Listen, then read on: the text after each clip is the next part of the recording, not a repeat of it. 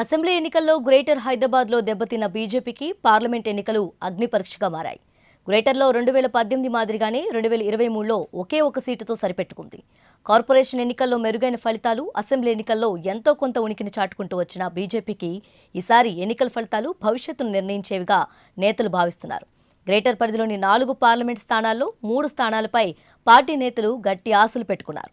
మరో సీట్లో భారీ ఓటు బ్యాంక్ వస్తుందనే ధీమాతో ఉన్నారు. సికింద్రాబాద్, మల్కాజ్గిరి, చేవెళ్ల పార్లమెంట్ నియోజకవర్గాల్లో కాషాయ జెండా ఎగరడం ఖాయమని బీజేపీ నేతలు చెబుతున్నారు. కమలానికి కంచుకోటగా ఉన్న సికింద్రాబాద్లో మరోసారి పాగా వేస్తామని ధీమాగా ఉన్నారు. సికింద్రాబాద్లో రెండోసారి బరిలో దిగిన కిషన్ రెడ్డి మళ్లీ గెలుపు పక్కా అనే నమ్మకంతో ఉన్నారు.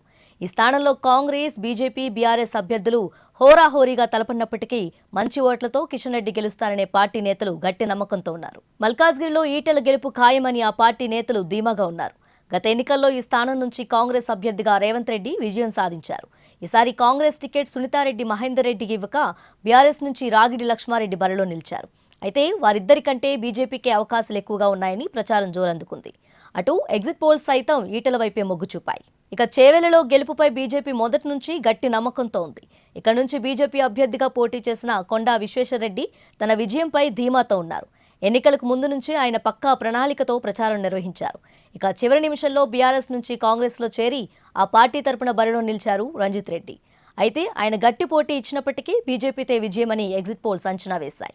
ఈ క్రమంలో ఈసారి భారీ మెజార్టీ సాధిస్తానని కొండా స్పష్టం చేస్తున్నారు. గ్రేటర్ పరిసరాల్లో 3 స్థానాల్లో తప్పకుండా పార్టీ విజయఢంకా మోగిస్తుందని బీజేపీ శ్రేణులు ఆశతో ఉన్నారు. అటు హైదరాబాద్ లోక్సభ స్థానంలోనూ భారీ ఓట్ బ్యాంకును సాధిస్తామని చెబుతున్నారు. పాత బస్తీలో ప్రతి ఎన్నికల్లో సత్తా నిరూపించుకునేందుకు కమలం పార్టీ ప్రయత్నం చేస్తూ వస్తుంది. ఈసారి ఇక్కడి నుంచి మాధవీలత పోటీ చేశారు. మజ్లిస్కు ఆమె గట్టి పోటీ ఇచ్చారు. తన ప్రచారంతో ఆమె దేశవ్యాప్తంగా పాపులర్ అవగా అగ్రనేతలు సైతం ఆమెకు మద్దతుగా ప్రచారం చేశారు.